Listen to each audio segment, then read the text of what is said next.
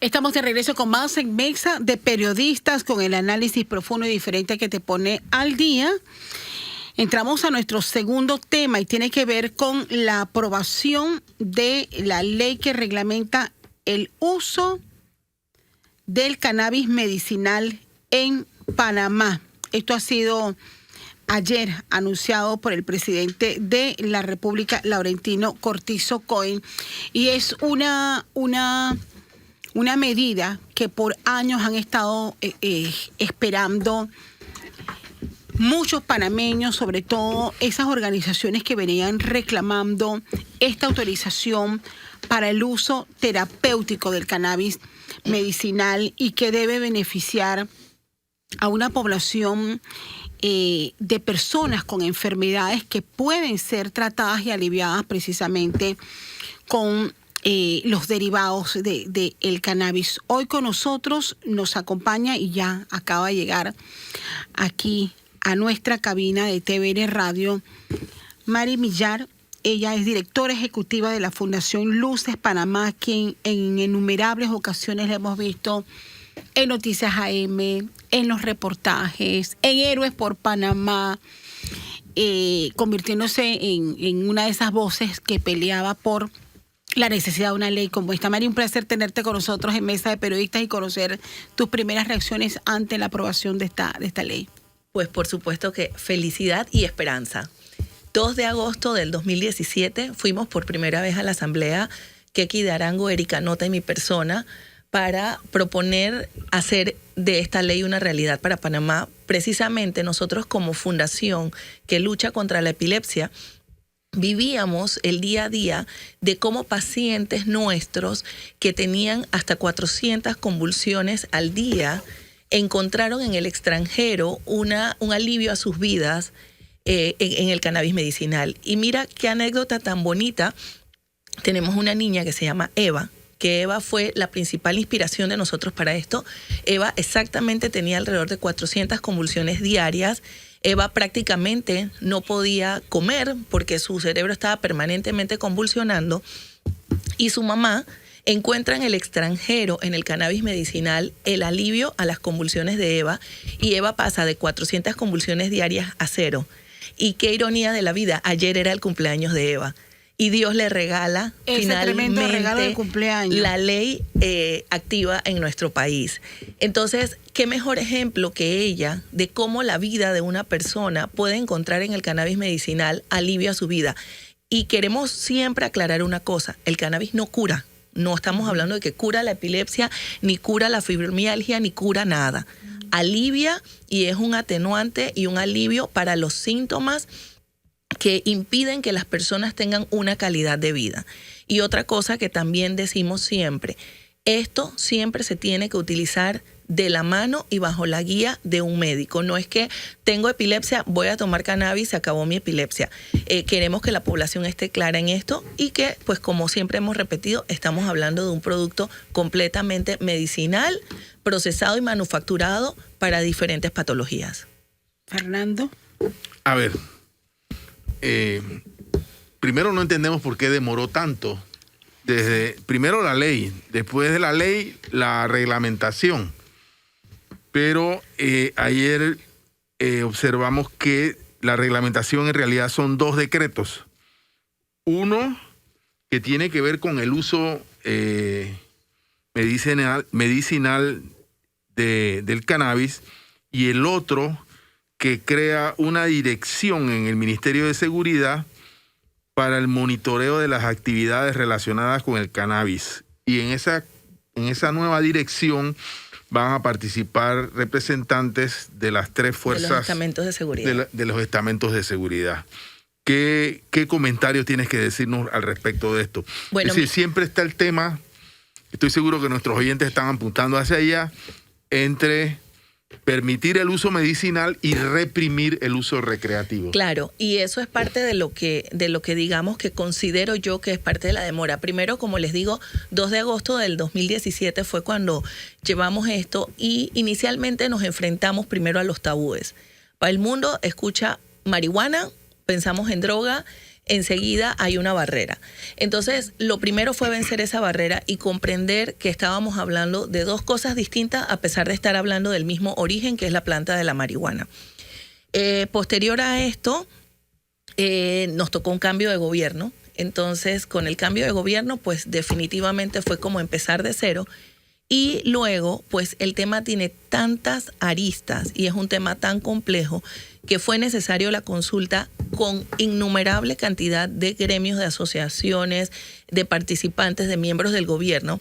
Y tal como lo menciona, la parte de la seguridad, creo yo que fue siempre el mayor temor en las mesas de discusión, porque definitivamente, pues la planta en bruto, la marihuana, definitivamente genera un morbo y genera una oportunidad de delincuencia de personas que pueden querer cultivar para consumo, para uso recreativo, el hecho de querer acceder a las plantaciones que se tengan.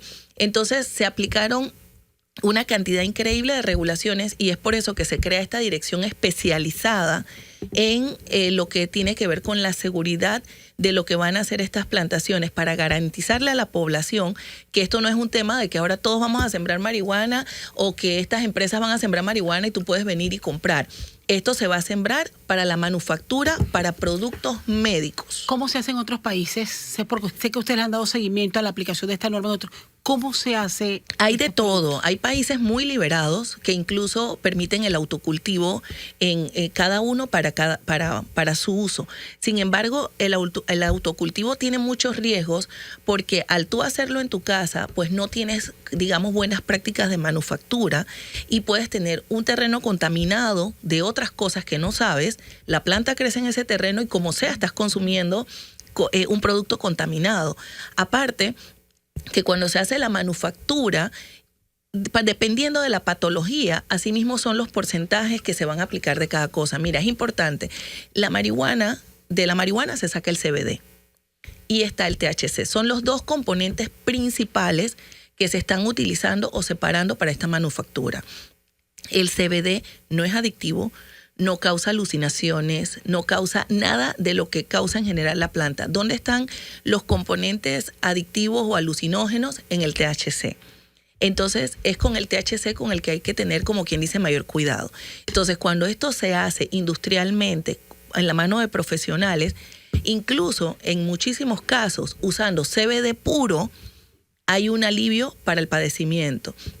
Entonces son los médicos y los expertos los que van determinando el porcentaje de THC que hay que poner al producto. Entonces, si tú cultivas en tu casa, tú consumes la planta por completo, ¿cómo haces estas divisiones? Entonces, hay países donde se permite el autocultivo, hay países donde las licencias están restringidas, hay países...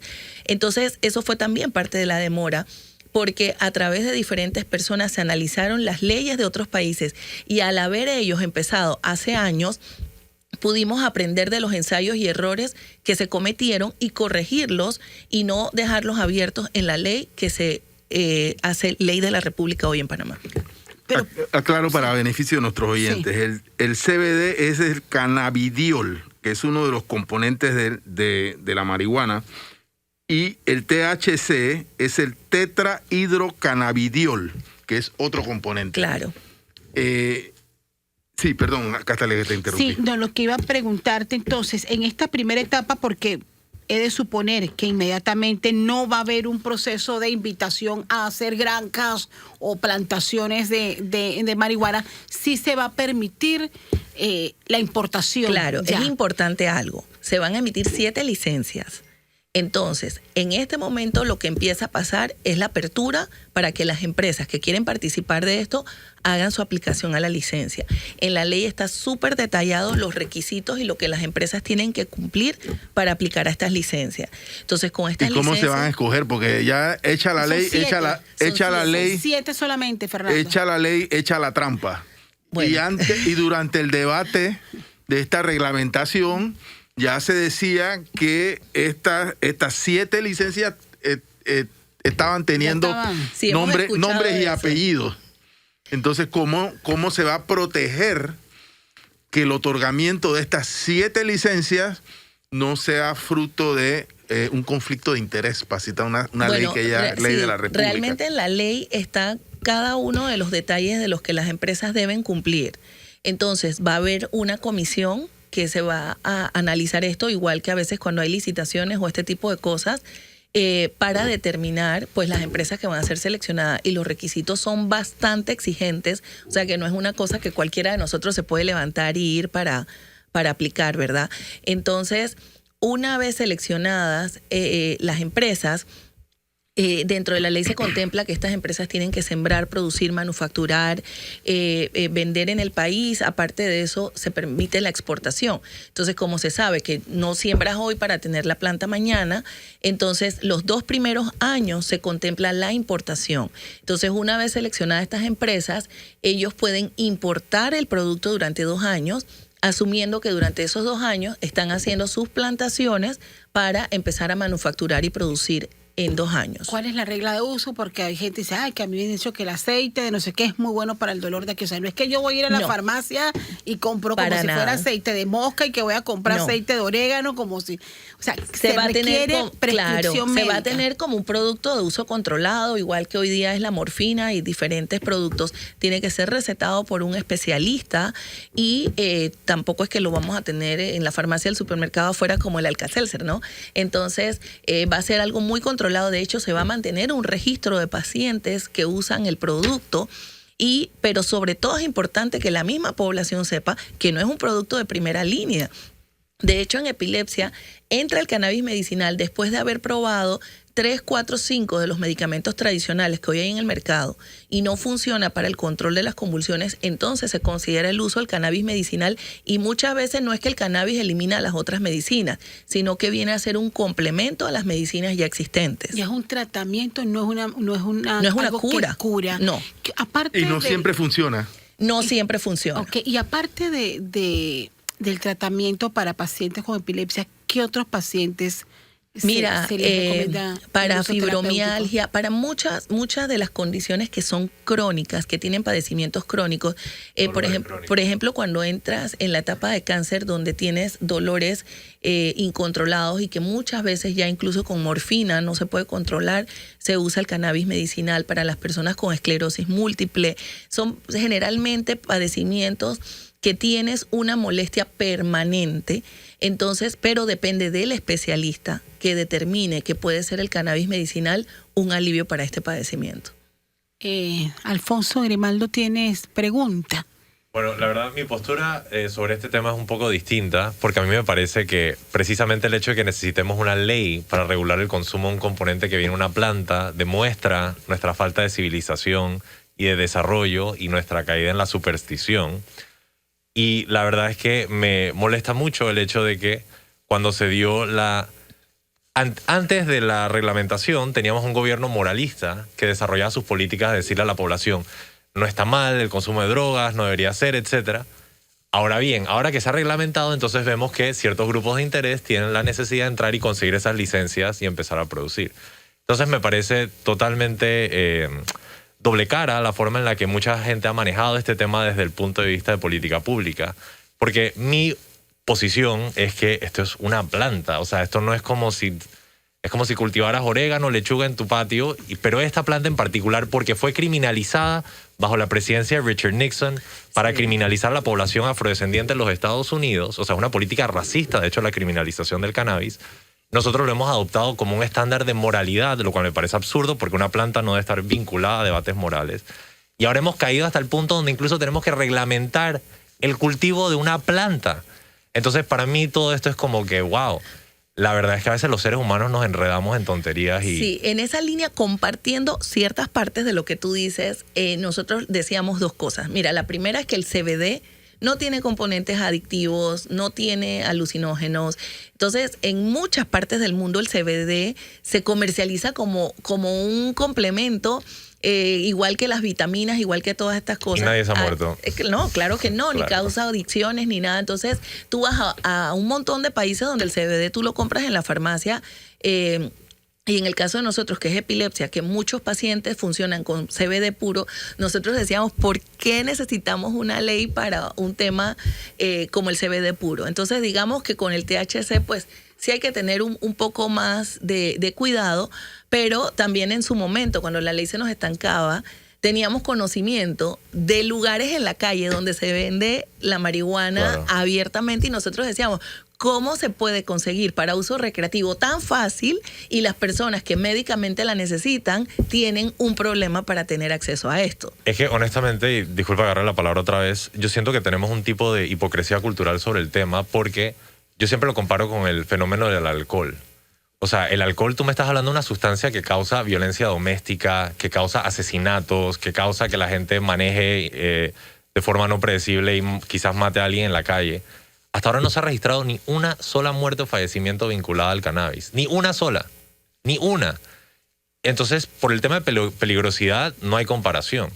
Pero como somos una sociedad a veces falsamente moralista, nos aprovechamos de estos artilugios y de nuestra superstición popular para decir, no, es que si legalizamos el consumo recreacional del cannabis, va a haber un deterioro social horrible, lo cual es absolutamente falso.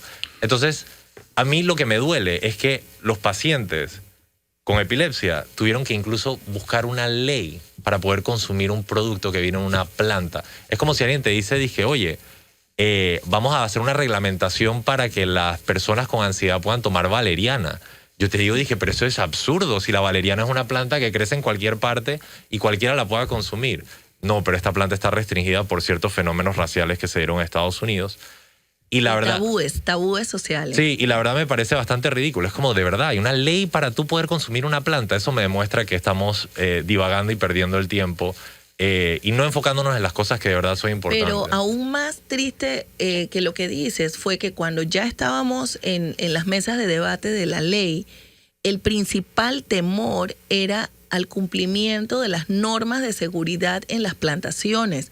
Los gremios que emitieron su voz en contra, era un temor enorme a que se fuera a dar el cumplimiento de la seguridad en el tema de las plantaciones. Entonces decíamos nosotros, ¿cómo es posible que panameños tenemos tan poca fe en panameños? Imagínate. Porque incluso se traían ejemplos de modelos de otros países y la respuesta era, no, es que eso es en Colombia, no, es que eso es en Estados Unidos. Aquí estamos hablando de Panamá. ¿Por qué nosotros mismos como panameños tenemos poca fe en el cumplimiento de nuestras normas, de nuestras leyes y de nuestras medidas de seguridad? Totalmente de acuerdo. Hay pregunta para nuestra invitada. Dice, ¿qué tal está la preparación de los médicos, de los doctores? Porque en el gremio hay médicos que no creen en el cannabis. Por supuesto. En esa línea, la doctora Sandra Carrillo, que es miembro de nuestra agrupación, ella ha estado haciendo charlas. De hecho, hoy empieza una conferencia aquí en Panamá de 3 días en función de lo que es educación. Y sí, ese es un nuevo reto. Tenemos muchos médicos que definitivamente mantienen en tabú el tema del uso del cannabis medicinal. Incluso tenemos médicos que le han dicho a pacientes, si tú decides usar esto, hasta aquí te atendí, ¿verdad? Entonces, ahí es como poner una limitante al paciente y definitivamente es parte de la etapa que empieza ahora, tanto de Fundación Luces como de otras fundaciones que nos unamos, en la parte de educación y material disponible informativo para los médicos. Yo sé que no es ético, dame un permisito. Sí, Fernando. Yo sé que no es ético decirlo, o mejor dicho, que no es ético recordar el factor ético, pero hay muchos médicos comprometidos con casas comerciales productoras de medicamentos. Y esta puede ser una incidencia. Yo solamente voy a destacar una cosa. No estoy ni a favor ni en contra. Yo creo que esto puede funcionar como puede no funcionar. Y si una persona que tenía 400 convulsiones y no podía ni comer con estos pudo comer, yo creo que, por favor, la evidencia es la evidencia. Y quiero destacar que en el reglamento hay un compromiso para invitar a los centros de investigación con mayor conocimiento y nivel mundial, institutos especializados y universidades, para que se establezcan en Panamá con el objeto de hacer estudios clínicos que beneficien al país y al mundo. Esto me parece una cosa muy importante. Súper. Muy importante. y además es un valor agregado para el país. Claro, y es Porque bueno además que... nosotros, esto es un comercial, nosotros producimos una marihuana de alta calidad, el Panama Red, que tiene una fama, la marihuana... Claro. que para el consumo recreativo tiene mucha fama. Así que, bueno, algún valor agregado hay que sacarle a esta razón histórica. A lo que señaló Alfonso, yo quiero agregar que una cosa es la mama coca, que consumen los pueblos originarios de los Andes, los Aymara, los quechuas, etcétera. Y otra es la cocaína. Y que además forma parte de su cultura ancestral. Y otra cosa es el clorhidrato de cocaína. Aquí es al revés. Una cosa es la marihuana, que es la hoja seca del cáñamo, y otra cosa son el THC y el CBD, que son componentes que son el resultado de una elaboración manufacturada. Exacto, son el resultado de un proceso. Claro. Entonces hay algunas diferencias, pero también algunas coincidencias entre lo que tú llamas la planta y el componente final. El producto final, sí. Y qué bueno que mencionas este tema de la investigación, porque realmente, obviamente, el uso del cannabis medicinal, digamos que es un tema nuevo. Entonces, esto no tiene 200 años en el mercado usándose como tratamiento médico. Y las investigaciones que se han hecho de lo que tiene, y que por eso tal vez ha sido la bandera de la aprobación de esto en los países, es la epilepsia. Es la que mayor evidencia científica tiene a través de estudios. Entonces, en las demás patologías, digamos que estamos en el calor de la realización de estudios. Entonces, si Panamá tiene la oportunidad de entrar en este momento donde todavía hay oportunidad para hacer muchos estudios pioneros, realmente fue una gran alegría escuchar al señor presidente invitar a que esto se dé, porque nosotros hemos estado en contacto con diferentes centros, incluso la propia Universidad de Harvard ha tenido interés en colocar centros de estudios, porque Panamá tiene una posición muy estratégica para todo lo que es el manejo de este tema. Y eso fue parte de lo que se contempló y por lo que se puso el tema de exportación en la ley. Porque al final, como pasa con otras patologías, el mercado de Panamá es pequeño. Entonces, deja de ser atractivo para empresas producir en nuestro país. Deja de ser atractivo tal vez para usarlo como centro de estudio. Pero si lo colocamos como un hub, y yo puedo poner aquí un centro de estudio y tengo pacientes de Colombia, Costa Rica, Guatemala, ya agarro una región. Utilizando Panamá como hub, realmente podemos ser pioneros de grandes investigaciones en este tema que para el mundo técnicamente aún es nuevo. Correcto, yo estoy totalmente de acuerdo con eso, y la validación científica me parece que es un carácter al que los panameños debemos apostar. Decía Octavio Méndez Pereira famosamente que en las naciones pequeñas y débiles como la nuestra, precisamente la investigación era uno de los elementos que nos permitía soportar los embates de países imperialistas. A mí lo que me gustaría, y regresando a lo que dice Fernando, yo sí soy de una postura de legalización total. Me parece que cualquiera debería poder cultivar cualquier planta. No deberían existir plantas prohibidas, eso me parece ridículo. Y no solo eso, sino que en Panamá deberíamos abocarnos a la confección de una marihuana de alto nivel, exportarla y con el tributo financiar el déficit de la Caja del Seguro Social. ¿Me explico? Muy bien. Esa no, es que suena irónico. Esa no es una idea nueva, hace 10 años la vengo diciendo. No, es que mira, me río de tu planteamiento porque es que suena irónico, pero... Estados Unidos no tomó la delantera, ya Estados Unidos está produciendo marihuana. No, y Panamá... Y Colombia va para allá. Y Panamá se ha sabido por años que la marihuana que se cultivaba en Panamá para uso es de alta calidad. De alta calidad. Ahí está el tributo. No, nada más que no lo queremos, pues no queremos el tributo. No para el bien. Pero, hay preguntas que tienen que ver con algo, algo lógico. Fernando, dice este oyente, ¿y cómo se hace para que esto no caigamos en el mismo exceso de los costos de los medicamentos?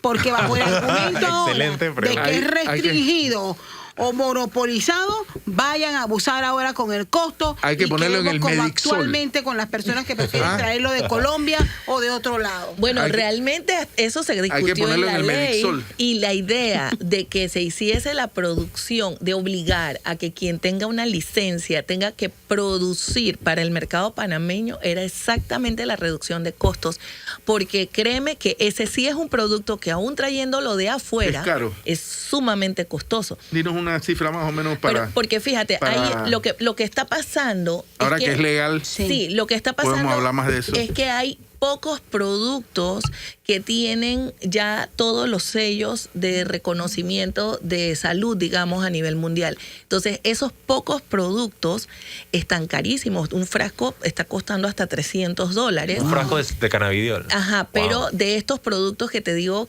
no voy a mencionarlos, pero son como los famosos o los pioneros en este tema.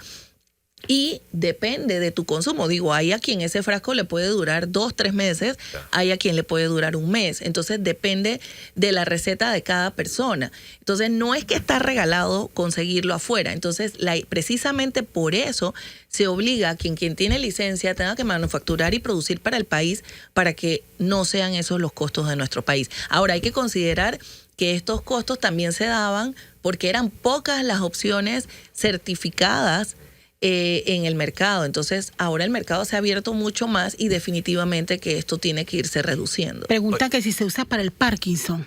Sí. Y que si es líquido, si es pomada, Sí, eso cuál es lo es que la quería preguntar. presentación. Todas las presentaciones. Ahí Sublingual. la más usada es el aceite. Ya. Es el aceite, es la más utilizada. Sin embargo, hay pomadas, hay realmente todas las presentaciones, pero lo más utilizado es el aceite. Y para el Parkinson hay varias preguntas acá que se están Sí, haciendo. es que básicamente sí se usa y sí reduce los efectos y ahí sería el neurólogo el que determine que una vez aplicado diferentes tratamientos, entonces puede incluir el cannabis medicinal en lo que son enfermedades o sea, neurológicas. si esos tratamientos el han efecto- fracasado, No, bueno, pueden ser complementarios. Ok, ¿qué pasa? Como les dije, exactamente es epilepsia lo que mayor evidencia médica tiene en cuanto a estudios. Ok. Entonces, en otras patologías hay estudios andando, pero lo que se tiene son las vivencias reales de las personas que definitivamente lo han usado y en lo que son enfermedades que tienen que ver con neurología, el efecto es tremendo. Y disculpa la ignorancia, ¿el aceite cómo se consume? En gotero. En gotero en la boca. En gotero en la boca. Ya, ok, sí. listo, nada más quería Entonces ahí el médico te va a decir, bueno, tú tienes que tomar gotas o- tantos miligramos y se mide con el gotero. Listo. Y se estima que van a ser 2 años antes de que veamos estos productos nacionales. En Panamá, correcto. Y por eso en esos 2 años se permite la importación del producto para que los pacientes, una vez estén establecidas las empresas, puedan tener acceso al producto en Panamá. Después de los 2 años ya no se permite la importación. Mira, no estoy clara con Ok, esa, listo. no estoy clara con esa parte, pero entiendo que no es la idea. La idea es que en 2 años ellos ya tengan la producción nacional, Claro. entonces no debería haber Y importación. nosotros exportar. Y nosotros exportar. Claro. Entonces, bueno, esto se consideró incluso la parte del agro, porque definitivamente pues entra eso en todo este tema y además de ser un beneficio médico, debería ser, tal como tú dices, un aumento para el país en cuanto a Al producción fisco. para muchos sectores, ¿no? Mari, la parte humana, por ejemplo, a mí me impactó mucho cuando Erika, prácticamente al borde del llanto, decía que ella y otras madres no se merecían seguir trayendo escondido un Como medicamento narcotraficantes. porque era el único alivio que ellos habían encontrado para sus hijos. O sea, cómo cambia los testimonios de cómo han respondido, sobre todo los niños, con este tipo de patologías, cómo han respondido estos tratamientos y cuánto cambia no solamente a este pequeño, a esta pequeña, sino también a su familia, a su entorno. Claro, mira, nosotros en epilepsia siempre hablamos de que la epilepsia no afecta solamente a quien la padece, sino a la familia completa. Entonces, cuando nosotros nos encontrábamos con ciertos médicos que sí creen en este producto, mira, en un momento nosotros teníamos una niña que estaba teniendo convulsiones. Trajimos un médico de Israel que es especialista en este tema. En los inicios, cuando nosotros empezamos a tratar de educar tanto a médicos, como a medios de comunicación para conocer más del tema. Estamos hablando del 2018, trajimos a este doctor y aprovechamos para que viera el caso de esta niña. Y él dijo, la solución de esta niña es el cannabis medicinal. Si no, ella no va a vivir. Porque no es que las convulsiones te matan, pero al mantener el cuerpo en este estado convulsivo puede tener un paro cardíaco, puede tener un paro respiratorio. Entonces, imagínate para esta madre que te digan, esta es tu solución, pero eso está en Estados Unidos o eso está en Colombia, tú aquí no lo puedes traer. Entonces, estas madres definitivamente se convirtieron en contrabandistas y lo vemos desde el punto de vista de que no era legal. Contrabandista, no, traficante. Traficante. Y era una lotería. Contrabando es no pagar impuestos. Bueno, entonces, exacto. Traficante es traer sí. algo ilegal. Entonces, introducir algo ilegal al país. Era una lotería porque hacían toda clase de cosas para poder, porque una vez tú encuentras que esto alivia las convulsiones a tu hijo, y mira, aún sin tener evidencia científica, entre ver a tu hijo permanentemente convulsionando y darle un producto que, digamos, no sabemos qué va a pasar mañana, pero hoy le calma las convulsiones, las madres lo utilizaban y tomaban el riesgo que fuese necesario para esto. Por el amor. Claro. No, porque por un hijo definitivamente tú vas a hacer lo que sea. Sí. Y aparte, el tener una persona viviendo con epilepsia te trastoca todo el entorno familiar, porque viene donde hay un hermanito que casi queda abandonado porque la mamá está pendiente del niño convulsionando. Esta familia ya no puede salir a pasear porque el niño está permanentemente convulsionando. Esta familia no puede ir a reuniones familiares. Empiezan a ser discriminados, un montón de cosas. Entonces, encontrar este producto que genera alivio y alivio a toda la familia y que te digan, no, lo que pasa es que no lo puedes traer, pues las madres definitivamente se jugaban lo que se tenían que jugar, y muchas veces incluso lo hacían como pedidos por internet, y entraban 2, paraban 1, entraban 3, paraban 1. Entonces cada vez que hacían un pedido era como quien dice poner a San Antonio de cabeza, sí, y rezar 3 rosarios y lograr que esto trajera, si conocías a alguien que viajara. Entonces vivir con este riesgo para tener algo que es un derecho de toda la población, que es el derecho a la salud, realmente era inhumano y realmente era necesario tener esta ley. No sé si Fernando y Alfonso tienen alguna pregunta. Yo, por supuesto, nosotros somos piensa mal y acertarás. Yo, por supuesto que estoy a favor, más si se trata de algo que puede constituirse en una solución a problemas.